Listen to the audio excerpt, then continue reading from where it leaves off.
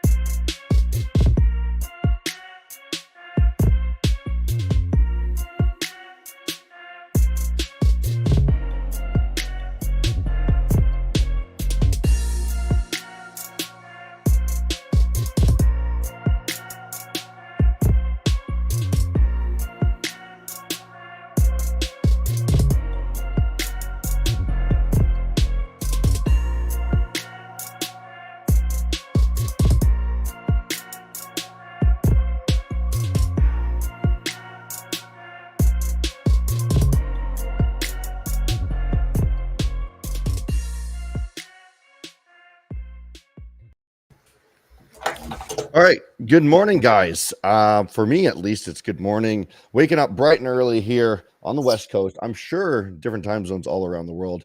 James, probably pretty late there. You've probably watched the market just collapse all day, pretty much. Hey, I think we've seen quite the gap. Was that correct? I haven't even looked at the market much yet. I'm seeing a little bit of fire in the streets here this morning. Unfortunately, we weren't able to trade it. How did you take that New York Open today, James? Yeah, for me, I actually didn't catch anything at the moment. I missed those nice shorts off the Open. I did actually trade it long yesterday, along with the DAX. But yeah, nothing for me so far today. I actually missed those shorts. So yeah, definitely one to journal and review for sure. It's always a pain when I wake up in the morning and I see, oh, shoot, the market's down. I know my investments are down. I didn't get a chance to short anything. So it's only losers. And I think a lot of the chat, let's see if the chat is also kind of down today. I think a lot of people are invested in Bitcoin and whatnot at this point. It's looking like some good times to get back into Bitcoin, but I think we might see even lower prices with this news here. And correct me if I'm wrong, there is a signing. Trump is doing some executive signing later this afternoon. Is that correct? I do believe so. I mean, we never know what that guy's doing. He could be doing a lot of things. Yeah. There's a lot of non-stop talk with all of the things going on in the market right now. Trump is potentially causing lots of issues, and I think the signing might have been the reason why some of the dumping is happening today. Might be that, but it might also be that he invoked the Alien Enemies Act, and that kind of sets off a lot of alarm bells through markets. You know what? It's still early for me. I haven't done enough digging on the interwebs here to see what's going on. But I see every day in the news, Trump speaks, Trump signs, Trump elects this. In and out. And guys, what do you think? Is he messing with the market? Is this all for his financial gain? Is he just a power hungry trip away from causing the cataclysm of the markets? Yeah, I mean, maybe he wants to get long Bitcoin again, Hunter. He's bringing prices down to get long again. Right. Well, let me pull up the share here, guys. Today we have, just so you guys know, we're doing a little bit more casual stream today. We're going to be doing more questions. There's not a whole lot different with today's theme. Oh, yes, he is. There you go. Teen traders go. We're doing passion versus obsession again. It's a very similar topic. This entire month has been all about momentum. When's enough to trade? When are you trading too much? When is it becoming obsession? Nice hairstyle, Emma. Yeah, I noticed it. You look good today, Emma. Good stuff. Let's move on. There's your daily compliment. Let me get this screen on there. Okay. Cool. Yeah. Looking at the market. Switch this to all hours. Okay, we're looking at Bitcoin, and let me put it on okay, bar. I like that. Yeah, that's my advice for when I was doing streams, and you know, as it goes lower, it's an okay buy now. In here, should I put it on stream? I think I used some insulting words. I don't know if I want to put that one on stream. So, guys, we were predicting deeper lows here after we seen yesterday, or 2 days ago rather. There was this failure back into the zone. This is simply a retest, and we're coming back down to these previous lows currently, unless we can get a strong buy off that level. That's my conviction that I'm looking at right now. The weekly candles looking absolutely terrible too. You're like, the reality is, do you really think this little wick is going to be the one that brings us back? Probably not. We're going to have to look for bigger support down in these ranges. And I think despite all of the crazy news of Trump, what Trump's doing and all that, I think it's just a catalyst to what's already going to happen, right? A lot of people can say, hey, Trump's causing issues. It's his fault. I'm losing money. No. It's going to go down either way. And we're still looking for that 71K level. And potentially, I hate to say it, I would love lower. I might be on Trump's boat there, trying to get some lower Bitcoin, as James was saying. Yeah. Currently waiting on the sidelines. Still just looking for some sort of action that looks good. Yeah, that monthly candle that rejected once again. And I want to show you guys something. This is going to scare you. What if we look at the 12-month, right? Look at that support way down there, right? I don't know if anyone's seen this, but there's that one. And you can also potentially get to that level, really. If you want to use the wicks, where's the wick at? You know, let's put the top wick there too at another 69K level there. And right around in the zone would probably be your area of buying. What's your take, James? Is that somewhat accurate? Yeah, I mean, it is going to be interesting what we do get on Bitcoin. I mean, obviously, we got actually FOMC, for those that don't know, interest rates tomorrow. So, Yeah. you know, depending on what the Fed do, I think they are expected to keep them the same or cut them. Yeah. I'll have to brush up on that. But in terms of like where we are sitting at, we are at this daily 200 EMA again, sitting there. So, you know, we did launch off of in November. So it is going to be an interesting level for Bitcoin, as well as the US markets as well. Something that we were actually speaking about is that the German index, the DAX, is actually absolutely roaring this year. So European markets have absolutely been surging compared to even Chinese indexes. So it is interesting where we're sitting at. So I mean, obviously, we can come here and predict and everything, but we just have to wait and see, I think. You're actually dead on with that. I heard that the other day as well. It's just the US markets. That are lagging. The Nikkei too. Is it the Nikkei is doing okay? Well, it's not doing nearly as bad as the U. Like, this is still within a solid range, right? If we look at the Nasdaq, wow, right? Wow, that's pretty dangerous. And what we need to make sure, let's delete all of these lines here, because I'm gonna have to redraw them anyways every single morning. We need to make sure that we don't lose these core levels here, right? Because once we lose that support at the end of the month, we got 13 days left. Then it's potentially that we're going to go into a deep recession. But when you're looking at the Nikkei or you're looking at the DAX, wow, that's not too bad, right? We did lose this support, but you have a solid one here. That this would have been the equivalent of the Nasdaq sort of dump, I suppose, if you talk about in terms of what percentage. It's only a 15% drop, right? Yep. The DAX, like you said. It's been roaring this year. Roaring. I think it's like 13 or 14% this year, if I'm not mistaken. It's unreal. Like, the German market just does not give a crap about what Trump's doing. Yeah. it's complete, or crypto for that matter.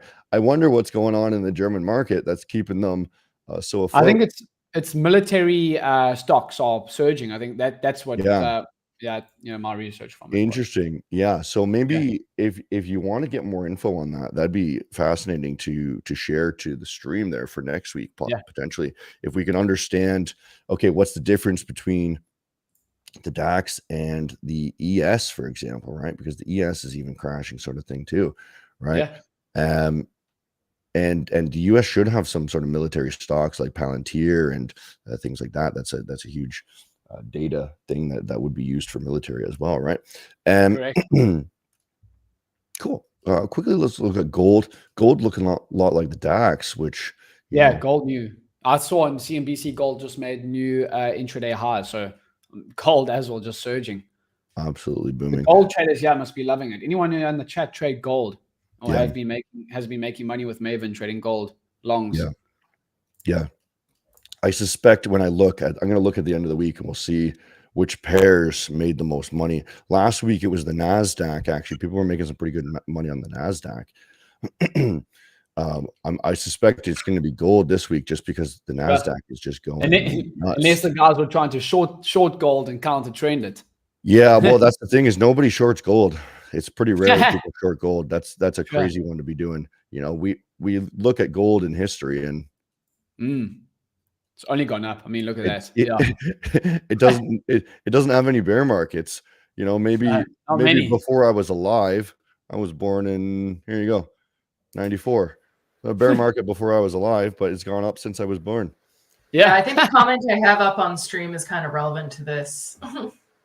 Gold has 2 to 3 reasons to be bullish, including fear on the market. Sure. Exactly. Yeah. Okay. Let's start off. So how does extreme momentum cause irrational decision making? Let's get rid of this on the stream there, unless we have more to talk about, but I don't think so. So a lot of times we've been in these parabolic moves. Crypto is one of them. We've recently come to see that, well, potentially we're in a crypto bear market now. I know a lot of people don't like that, but we could be in a recession even coming soon, potentially. And a lot of people are jumping on the meme coin bandwagon, and they're thinking that they're going to get this fast money, right? And just buying anything, and it's making the money for a short period of time. So when we're seeing markets only going up, all of your friends are making money and they're telling you about these new coins that's going to make them money as well. So you're spending all your money on things, and it's really it's really, really risky. So how do we differentiate between irrational jumping on the bandwagon and causing FOMO, or potentially, being conservative and properly investing, right? Let's look at the difference between that, right? What sort of signs would you say tell you that, hey, this is irrational decision making because of momentum, right? Because I get that too. I see the momentum. I want to jump in. The last one that I jumped in on was I mentioned it earlier today, is Palantir. Sure. I've seen that one going crazy. Palantir is a US stock, and that one absolutely boomed. Yeah, surging.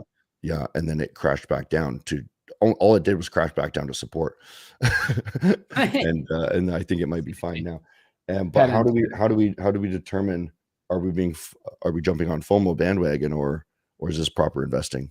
What's the difference? Yeah, so Palantir, just a quick one. Palantir is off all-time highs. It's down 31%. I mean, Tesla's down further that off all-time highs. So I think just in terms of the question that we're posing here, I think, when someone guarantees a type of a return on investment, I think that's probably the first stage that you can say, okay, this is you're probably chasing something that maybe isn't there. I always have the saying, like, if it's too good to be true, it probably isn't.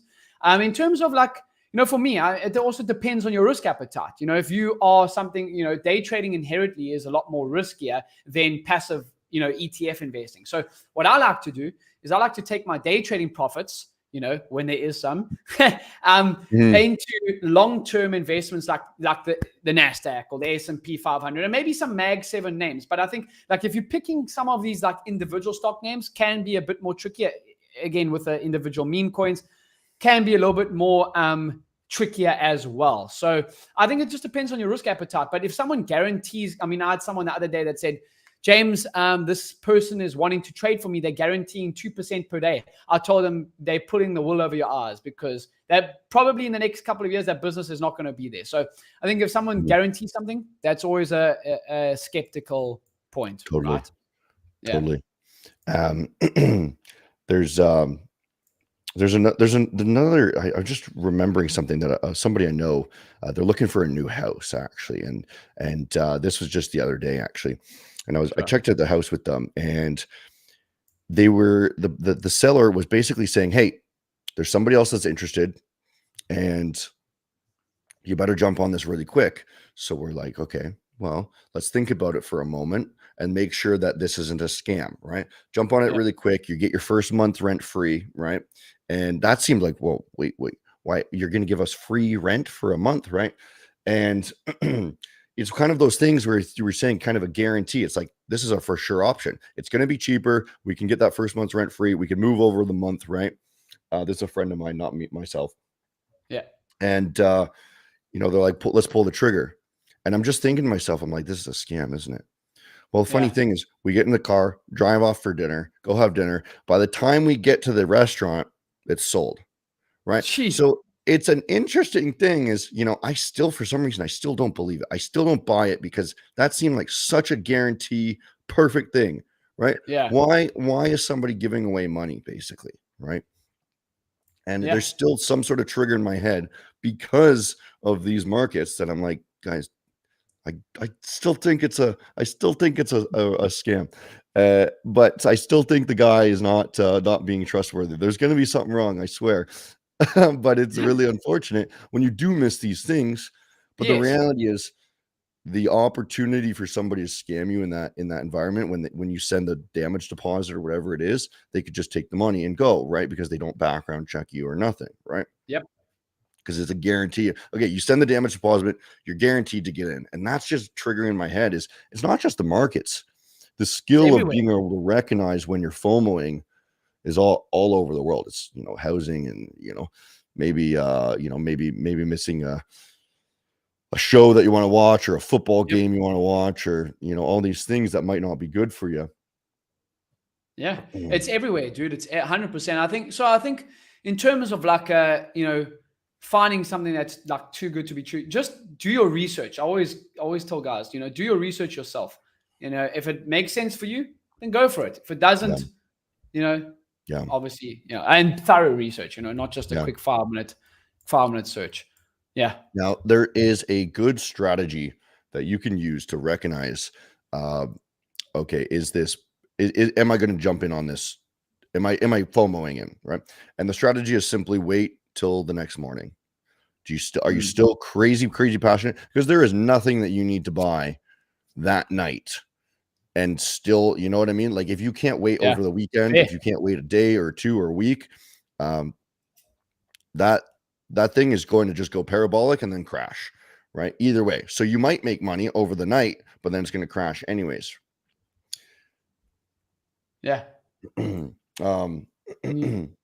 Another strategy that I've used is kind of crowdsourcing my ideas, right? And this one's a risky one because when it's in a hype cycle and you're crowdsourcing from the wrong people, well, you're going to just jump in on the hype anyways. So you need to crowdsource from people who have the ability that you're looking for, right? So if you're jumping on a meme coin and everyone's like, this is the, Shiba Inu's the top dog, right?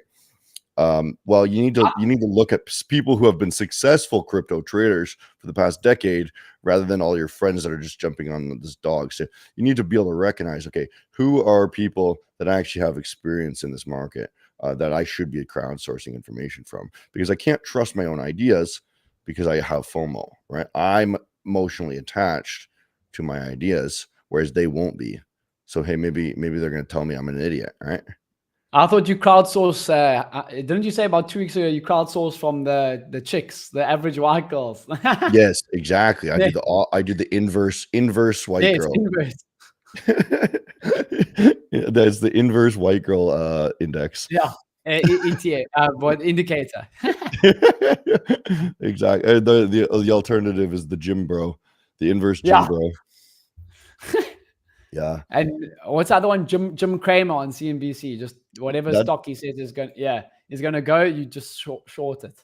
I'm pretty sure there's insider trading going on with that one. Oh yeah, I'm 100%.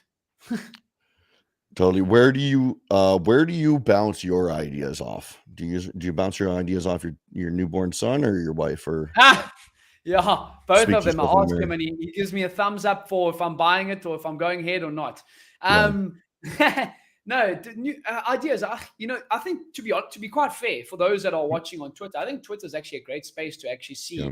like, for real time news. I found Twitter. I don't know about you, but since Elon bought it, I found Twitter quite a good, helpful source of information. What about you, Hunter? Twitter is interesting because, you know, I don't want to trust the common populist vote, right? With trading, it's often Sure. wrong in many of these things, unless it's something that's blue chip and stable, right? Like, maybe Nasdaq or Google or something like this. Like, everyone believes that those ones are fine, but when it's a new hype thing, you can really see on Twitter when it's going nuts. Oh yeah. And again, it's sort of an inverse, right? Twitter is not a good place for me because I find when people are jumping on the bandwagon, it's a good sign that I should not be actually getting in on that, because that's when it becomes Interesting. to the masses. But you're saying in terms of like meme coins and like not Yeah. your okay. I'm talking even like, even Bitcoin, Sure. when people are going crazy about Bitcoin and saying, only up season and altcoin season, I'm pretty sure it's time to get out. Right. Sure. And that's kind of how I justified not wanting to be in Bitcoin anymore, is because everyone started going nuts again. Right. Fair. And once people start, saying that they're making, millions of dollars, then, or they're going to be rich again, then it's kind of like, okay, that means that's, that means people have made money, and that means the big boys are taking their money. Getting out. Yeah. Of the logo. Yeah. Emma's got a nice logo in the background there now. Hey.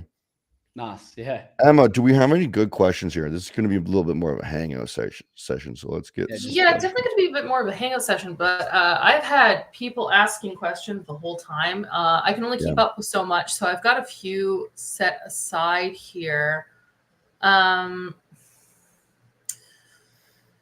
mean, a general one is just how do you differentiate between a gut feeling and irrational decision making when the market's moving rapidly?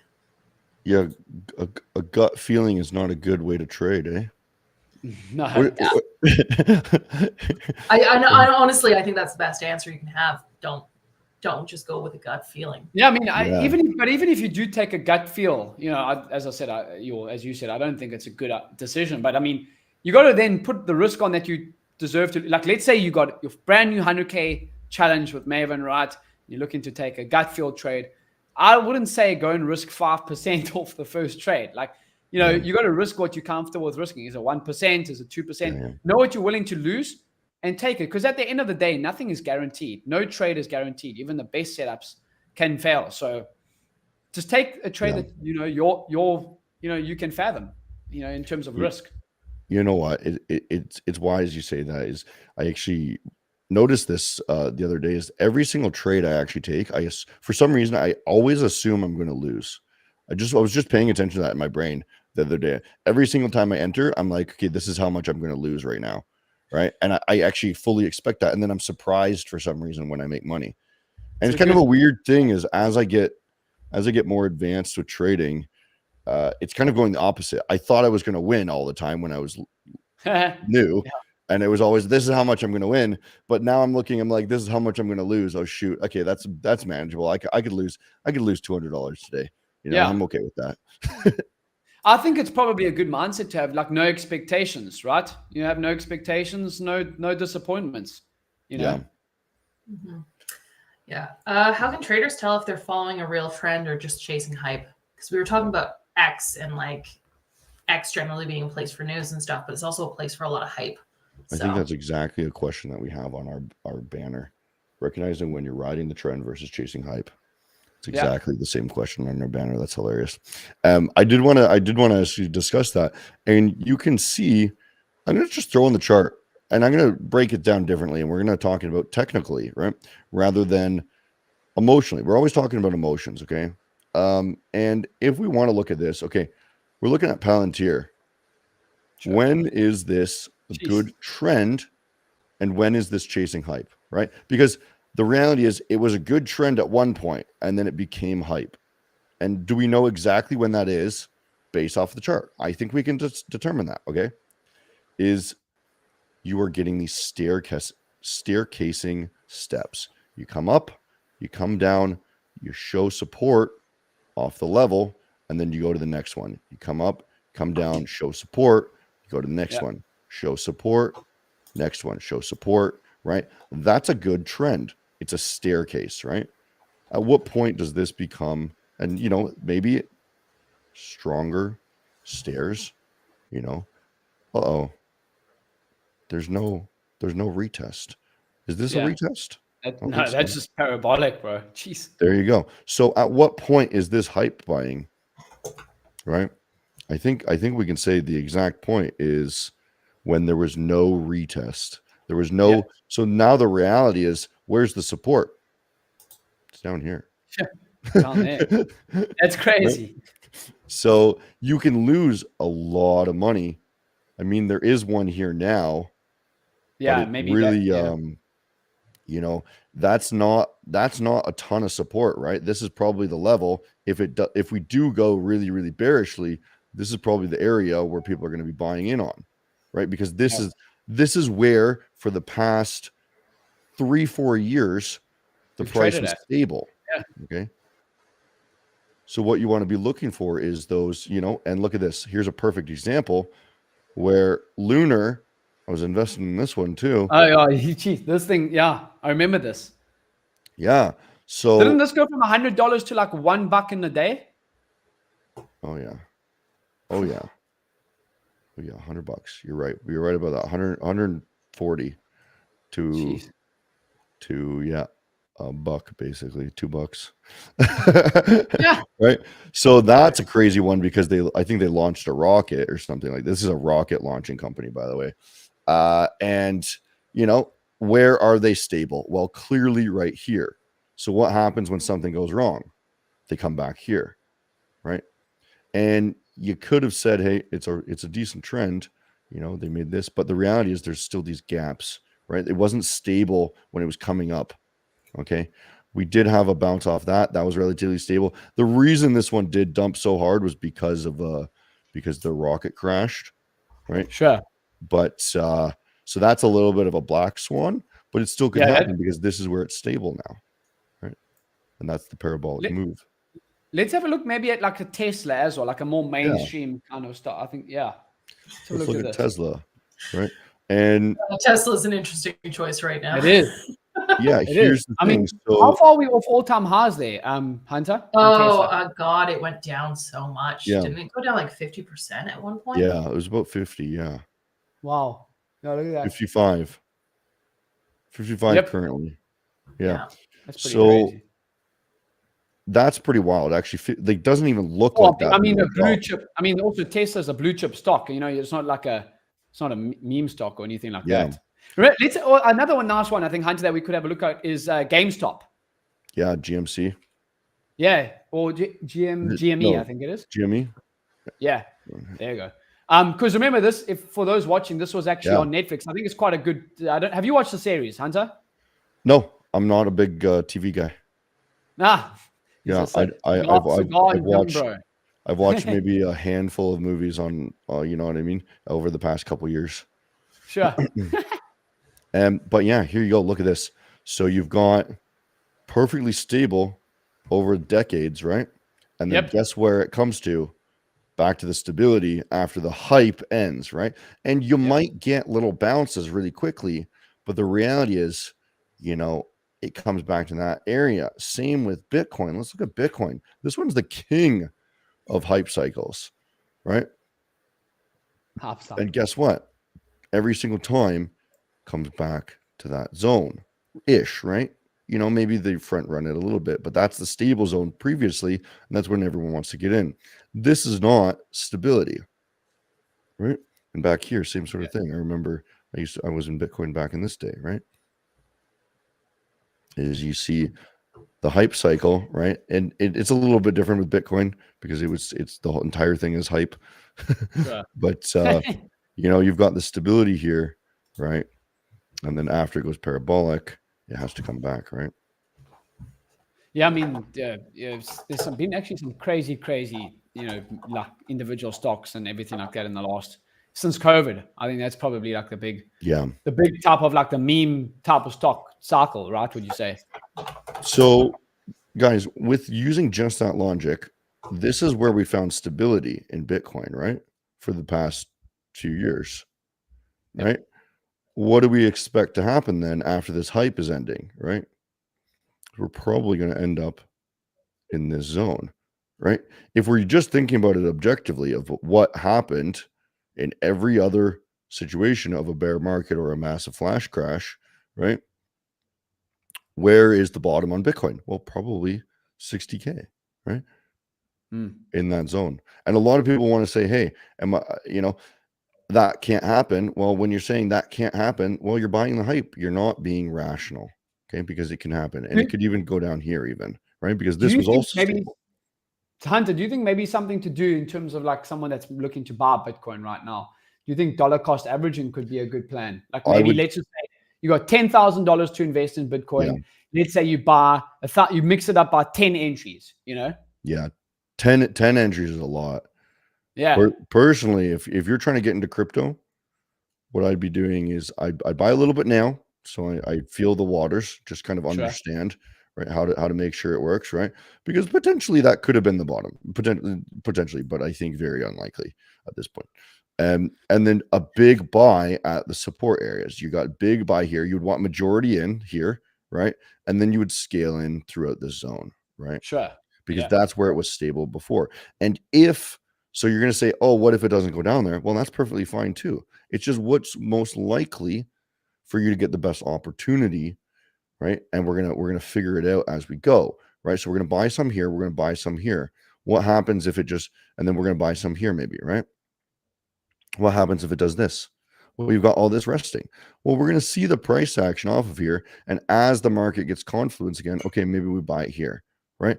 So now we've just got an average entry of pretty much the bottom, pretty well the bottom-ish, right? Yeah, I like that. I think the dollar cost averaging is probably a little bit better if you're wanting to do like, if you wanted to buy Bitcoin or like a stock or even like a Tesla, like averaging into the position. That's what I find helps me, you know, because then you're not all at one price with your whole bag, you know? Yeah, totally. I find that is the best way to go. I'm slowly pushing myself into these, you know, I'm getting back into Palantir.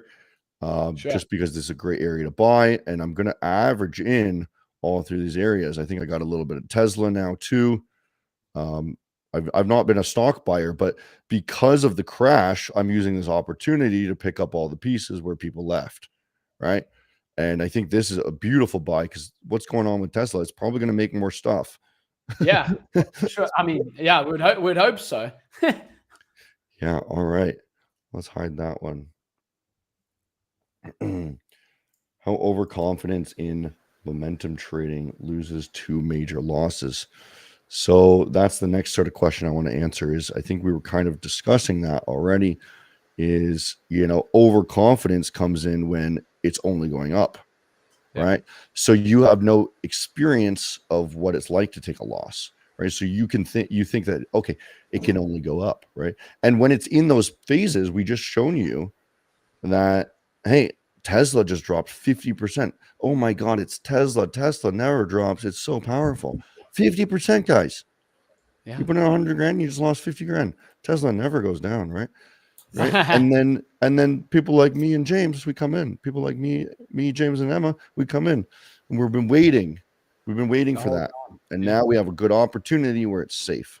Right. So now we're still, and the funny thing is the people buying when it's safe are not the ones that are very confident. Even the people who are the most confident are the ones buying the top, right? So overconfidence and over egotism, is egotism a word? Egoism? Are you, what, you want us to be your dictionary? Yeah. I think so, Emma. Anyways, over exuberance. Let's use that word. Is that a good word? That's a word. That sounds a bit better. Yeah. All right. I'm going to end on the word exuberance because that made me sound pretty smart. Emma, what's the question? We're getting a lot of questions about healthy habits and other healthy things that you can do around turning obsession into passion. But I think this question nails it, which is how do you turn obsession into a healthy passion? How do you redirect that obsession and turn it into something positive? Yeah. Hunter likes smoking cigars, so that's his healthy addiction, healthy passion. we were joking about how my throat's getting scratchy because I've been smoking too many cigars lately.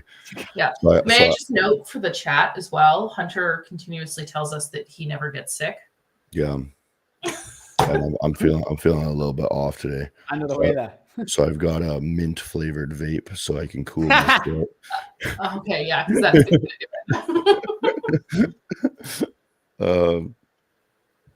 Yeah, Hunter, are you in terms Jim, of like finding obsession, do you use like calendars and that like to book your time slots out to like kind of have like a routine or know like what you're doing for every day?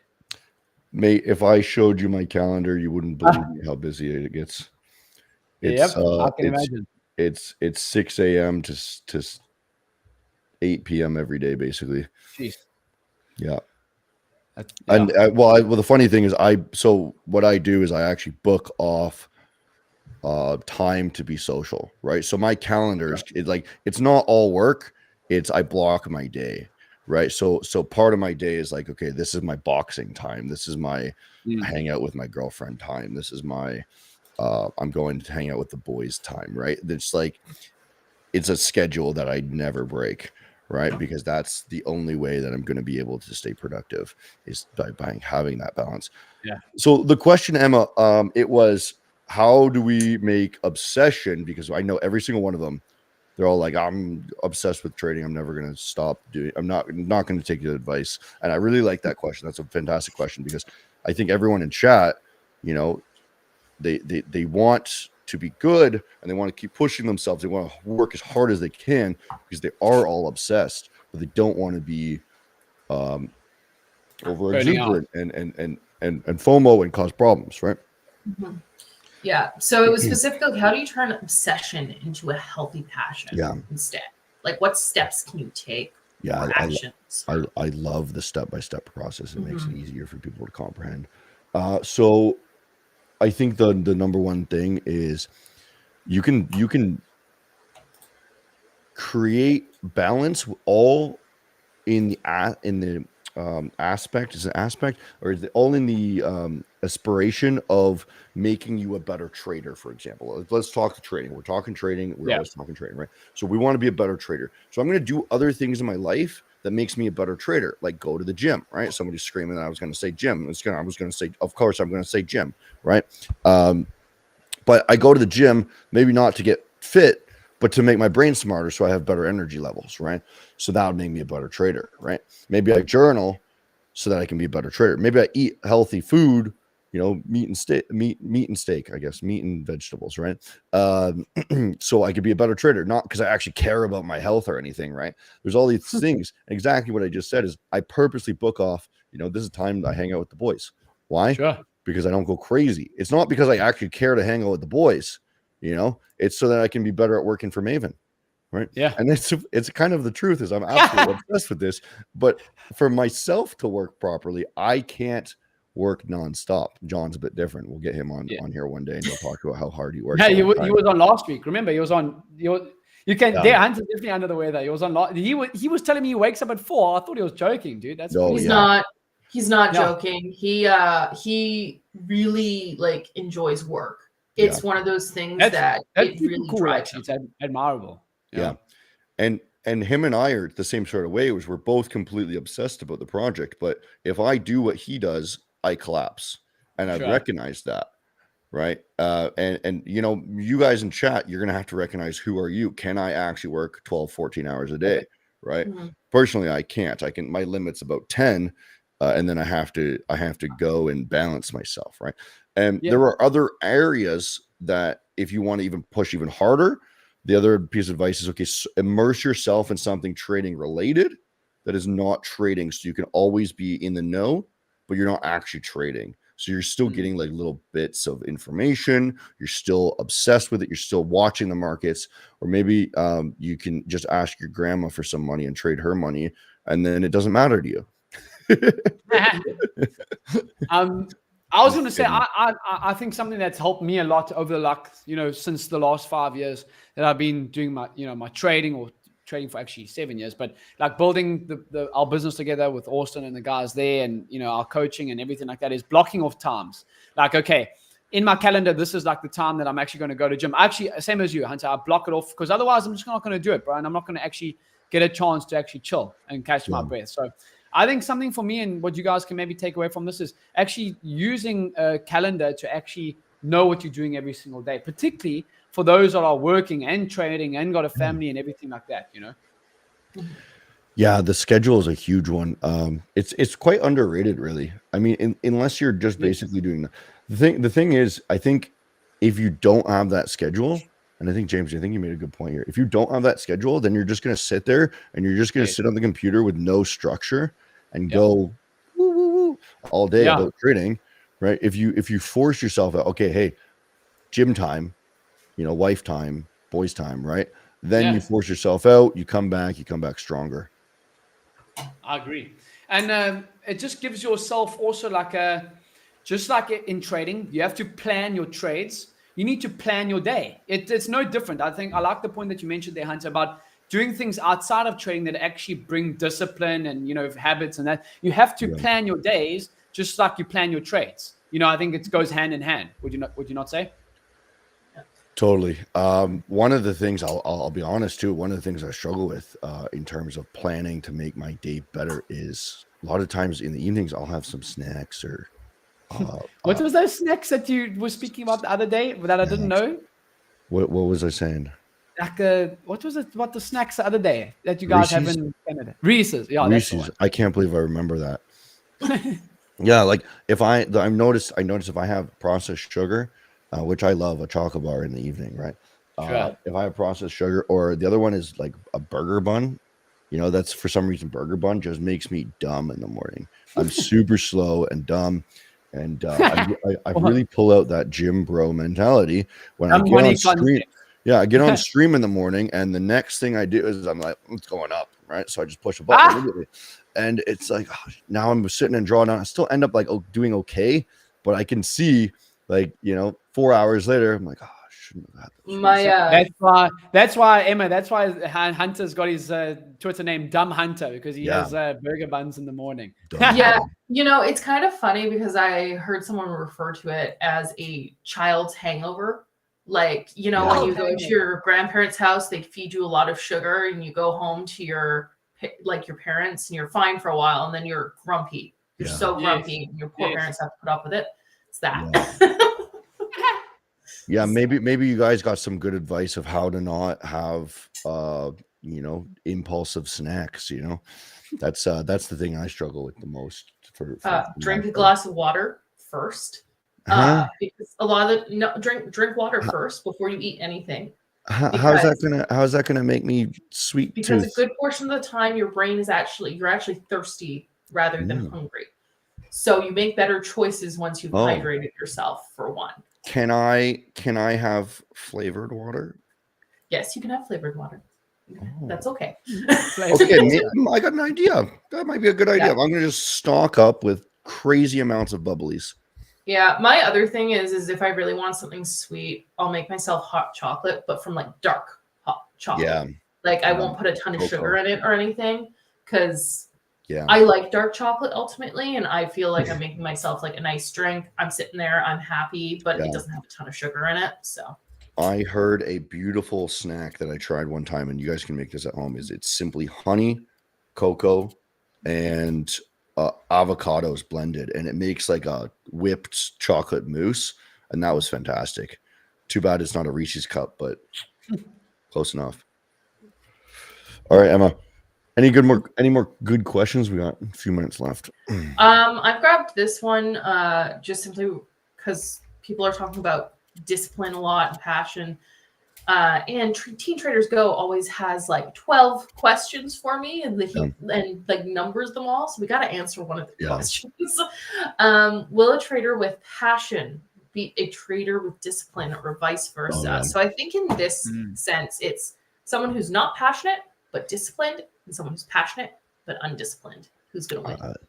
James, what do you got? Well, you know that saying, Hunter, talent, hard work beats talent when talent doesn't work hard. So I think, again, you know that saying. Hard work beats talent. Hard work beats talent when talent doesn't work hard, right? So you can have all the talent in the world, and from our professional rugby days, this is what they used to say. You can have all the talent in the world, but you still need to put the reps in the gym. You're not going to, the muscles aren't going to build themselves. So same as trading, you can have passion and that, but if you're not going to put in the work or learn from your mistakes and have discipline, you're not going to get better. So does that make sense?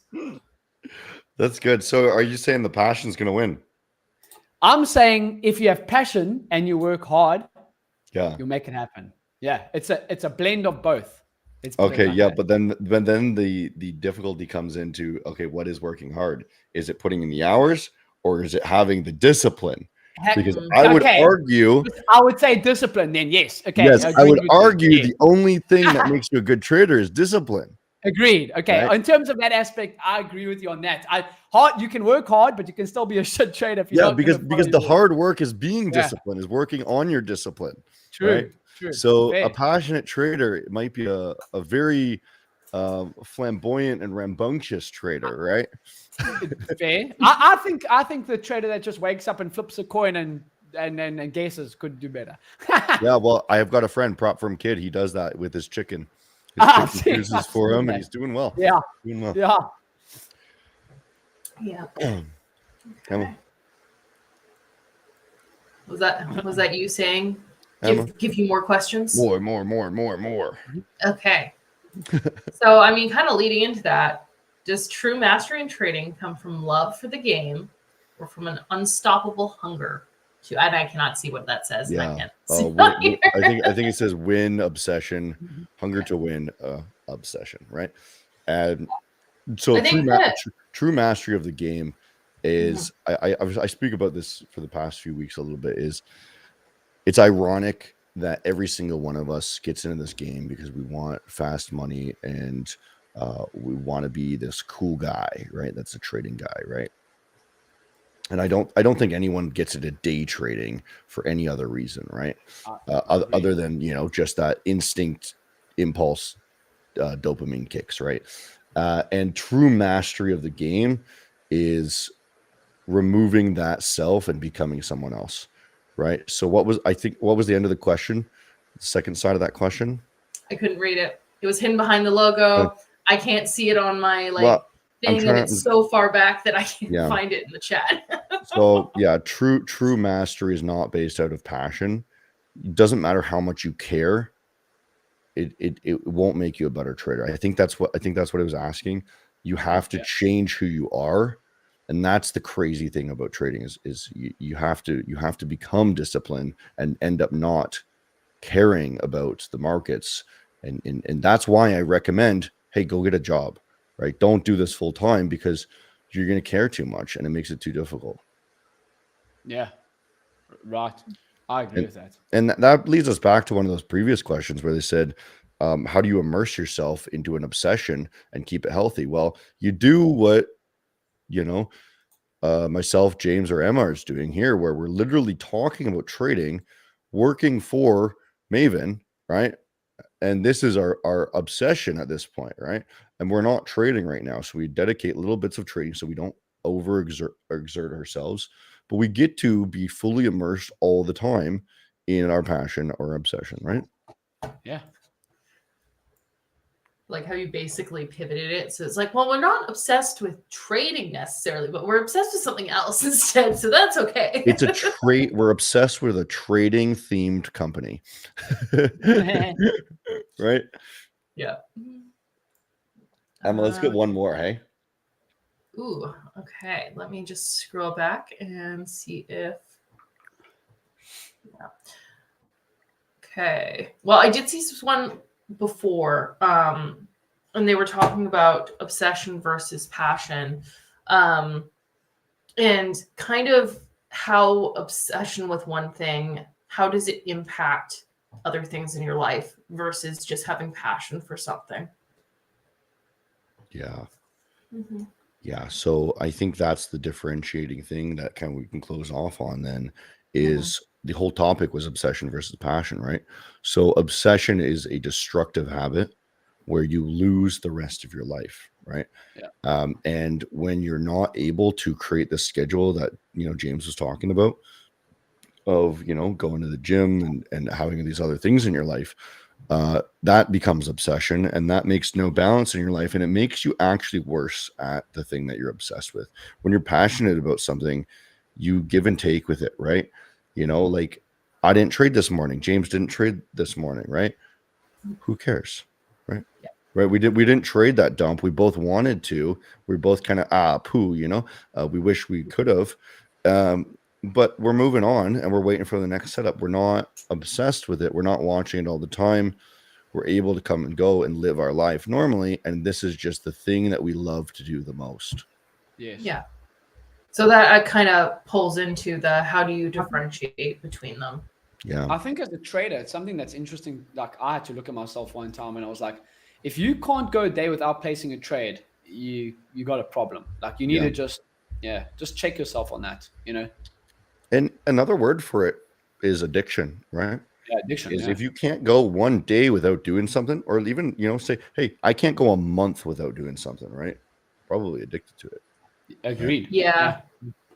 People hate using that word because they like to shove addiction into a nice little box, and it only applies to certain things, but you can be addicted to anything. Yeah. Oh, 100%. Yeah, there's a lot of process addictions that people have, like including there's a show I was watching, Gabby Petito, that's new on Netflix. That I thought you said you don't watch shows. I know. I was watching. That's why it stands out to me so much, is because it was the first time, and it was good. First time I was actually watching. I actually watched that. That was actually a good. My wife made me watch that, but yeah, that was actually a good show. I'm only like one of the episodes in, but you can clearly see that she is addicted to this man, right? Yeah, like it's a codependency process addiction, right? And trading can be that for some people, right? So if you can't go on vacation and worry about your trades, or go a single day without trading, or I say a month because a month is a good amount of time for you to live your normal life, right? And not care about your trades, then that's an addiction in my mind. Yeah. Okay. Guys, that's the stream. Every single Tuesday at noon EST, I believe after daylight savings time is now 5 p.m. UTC, correct? I think so. So 5 or 4 UTC.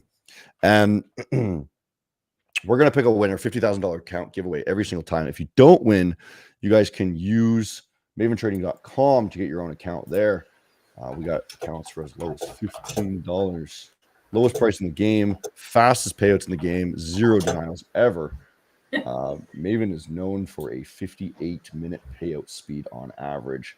So we're getting paid within a minute of requesting. Yeah. Who won, Emma? Boutique Bazaar, you are the winner. I'm going to be posting in the chat, and I will be letting the team know that you're going to be coming to Discord to claim your account. Congratulations. All right, guys, check out James Bruce on Twitter as well. James, what is it? At 131. James Bruce 131. 131 or 121? 131. 131. All right, and you can check myself out, Dumb Money Hunter on Twitter. We do live streams. Both of us, we do live streams, and we help you trade every single day. Okay, guys, that's the stream. See you next week.